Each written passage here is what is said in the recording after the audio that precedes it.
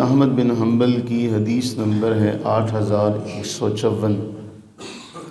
یہ متفق علیہ روایت ہے، اور اس حدیث پر محدثین نے جو کلام کیا وہ بہت اہم ہے۔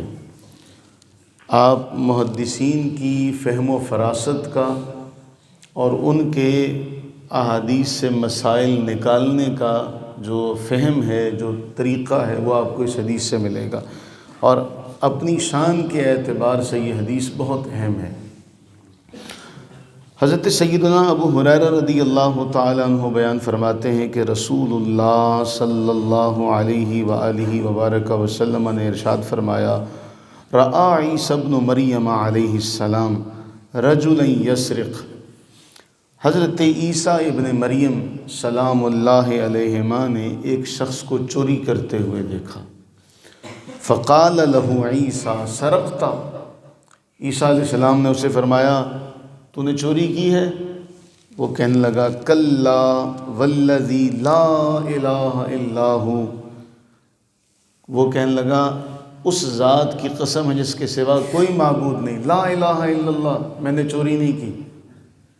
اس نے یہ اللہ تعالیٰ کی الوہیت کا بیان کرتے ہوئے، کلمہ پڑھتے ہوئے کہا کہ میں نے چوری نہیں کی۔ قال عیسیٰ آمنت باللہ وکذبت عینی۔ عیسیٰ علیہ السلام کہنے لگے کہ میں اللہ پر ایمان رکھتا ہوں، میری آنکھوں نے جھوٹ دیکھا ہوگا، میری آنکھوں نے جھوٹ دیکھا ہو۔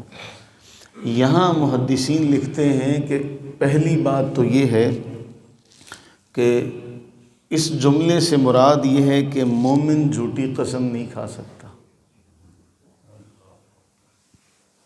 اللہ تعالیٰ عز و جل کا نام لے کر جھوٹی قسم نہیں کھا سکتا، یعنی جب اس نے قسم کھا لی تو معلوم ہوا کہ وہ سچا ہے، ایک بات۔ دوسری بات یہ ہے کہ یا اس نے وہ مال اس کا اپنا ہو، یا اس نے دیکھنے کے لیے اٹھایا ہو، اس نے چوری کی نیت سے نہ اٹھایا ہو۔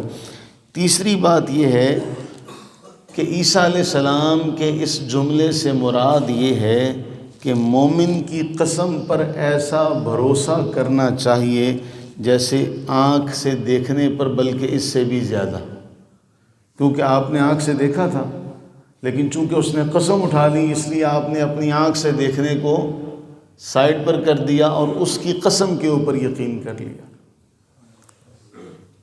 اب ایک اور جملہ محدثین یہ ذکر کرتے ہیں کہ عیسیٰ علیہ السلام نے اس کی بات پر یقین کر لیا اور کہہ دیا کہ تو سچا ہے، حقیقتاً ایسا نہیں تھا، حقیقتاً ایسا، لیکن ظاہراً آپ نے اس کی بات کو مان لیا، اس لیے کہ جو جج ہوتا ہے، جو قاضی ہوتا ہے، اس کا یہ اہم معاملہ ہے کہ وہ دیکھتے ہوئے معاملات کی بنیاد پر فیصلہ کرتا ہے۔ یہ بھی اس میں بات ہے۔ پھر اس میں ایک اور مسئلہ محدثین نے ذکر کیا کہ قاضی کی ذمہ داری یہ ہے کہ وہ اپنی رائے کا اظہار نہ کرے، بلکہ جو حقائق ہیں ان حقائق کے اوپر مسائل کا ذکر کرے، ان حقائق کے اوپر نتیجہ جو ہے وہ اخذ کرے۔ لیکن جو بنیادی بات ہے وہ یہ ہے کہ جہاں اللہ تعالیٰ عز و جل کا نام آ گیا، عیسیٰ علیہ السلام کہتے ہیں میری آنکھوں نے شاید جھوٹ دیکھا ہو۔ اصل معاملہ یہی ہے۔ ہم آج دیکھیں کس دور میں کھڑے ہیں کہ ہمارے ہاں اللہ تعالیٰ عز و جل کا نام جو ہے، بدقسمتی سے وہ جو قرآن کی آیت ہے نا، ما قدر اللہ حق قدرہ، کہ انہوں نے اللہ کی وہ قدر نہ کی جو اللہ کی قدر کرنے کا حق تھا۔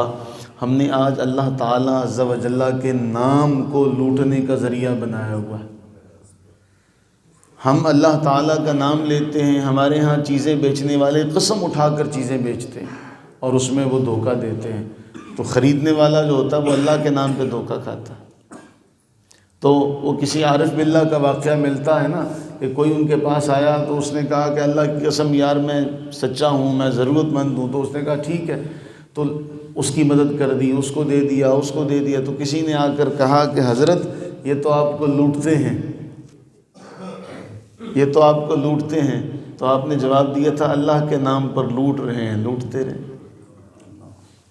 اللہ تعالیٰ کے نام پر لوٹ رہے ہیں، لوٹتے رہے۔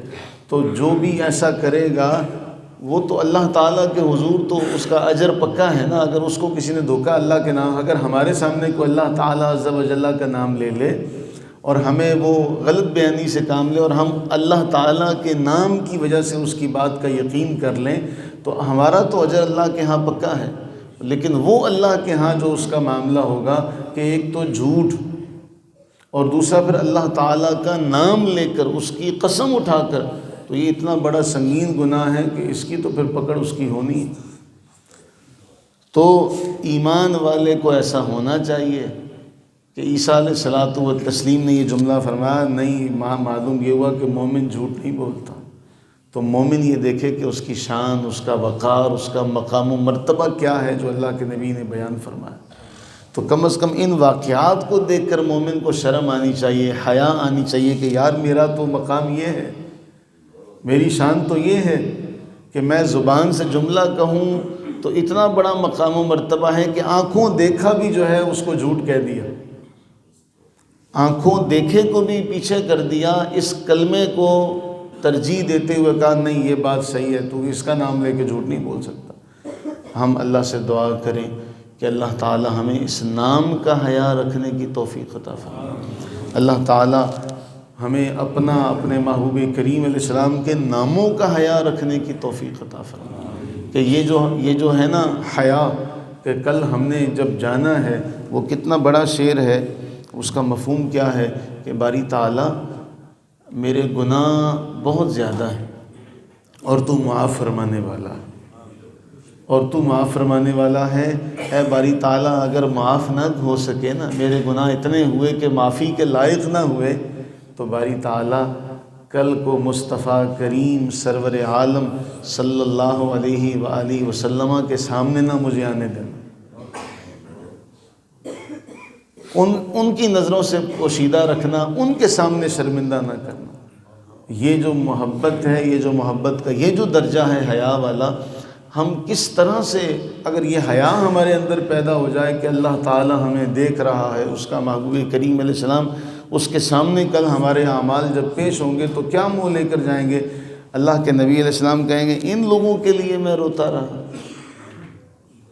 یا صحابہ کرام علیہم رضوان وہ اللہ سے عرض کریں یا اللہ ہم نے دین کے لیے اتنی قربانیاں دی، ان لوگوں نے کیا کیا؟ وہاں ہمارے پاس کوئی جواب نہیں ہوگا۔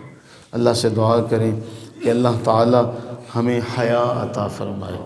اسی لیے اللہ کے نبی نے فرمایا تھا حیا ایمان کا حصہ ہے، اسی لیے فرمایا تھا کہ حیا ایمان کا حصہ ہے، اور اسی بنا پر فرمایا کہ اگر کسی کے پاس سے حیا چلی جائے تو پھر اس کا کچھ نہیں ہو سکتا۔ بے حیا باش ہر چے خواہی کن، بے حیا ہو جاؤ جو تیرا جی چاہتا ہے کر۔ اس لیے اللہ سے دعا کریں کہ اللہ ہمیں ہماری نسلوں کو با حیا بنائے، اللہ تعالی ہمیں حیا کی دولت نصیب فرمائے۔ اللہم صلی علی